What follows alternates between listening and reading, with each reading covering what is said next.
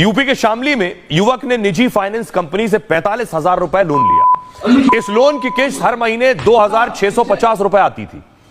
4 महीने तक युवक समय पर फाइनेंस कंपनी को किस्त पहुंचा पाया, लेकिन इस महीने दिक्कत होने से किस्त देने में थोड़ी देर हो गई। इस पर फाइनेंस कंपनी के मैनेजर ने युवक को अपने दफ्तर पर बुलाया, उसे गालियां दी, मारपीट की। जब इससे भी मन नहीं भरा तो दफ्तर में ही उसे मुर्गा बना दिया। पैसा लेने वालों पर धौंस जमाने के लिए वीडियो भी बनाया और फिर सोशल मीडिया पर इसे वायरल किया। अब यही वीडियो फाइनेंस कंपनी के मैनेजर के लिए मुसीबत बन गया। युवक की पत्नी ने मैनेजर के खिलाफ थाने में मामला दर्ज करा दिया है और अब पुलिस मुर्गा बनाने वाले मैनेजर साहब को तलाश रही है। लेकिन रिकवरी के कुछ खास नियम है। इस तरह की कोई ज्यादती और जबरदस्ती करता है तो उसके लिए भी खास अधिकार और हक है। बैंक और फाइनेंस कंपनियां लोन देने का काम करती हैं। आरबीआई यानी भारतीय रिजर्व बैंक इसके लिए नियम तय करता है। लोन के बदले में ब्याज से ईएमआई में भुगतान करना होता है।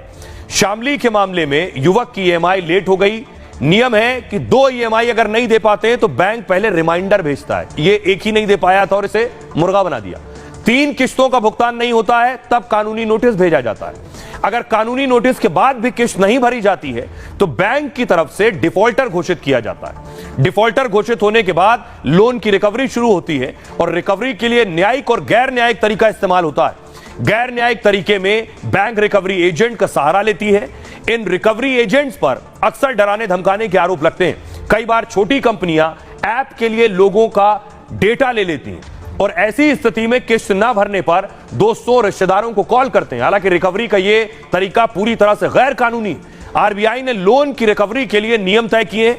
सुबह 7 बजे से शाम 7 बजे तक ही रिकवरी कॉल की जा सकती है। रिकवरी एजेंट डराता है या धमकाता है तो केस दर्ज करा सकते हैं। कानून के तहत पुलिस आरोपी एजेंट पर एक्शन ले सकती है और इसके साथ ही आरबीआई से भी लिखित शिकायत की जा सकती है, जिस पर आरबीआई बैंक या फाइनेंस कंपनी पर कार्रवाई कर सकती है।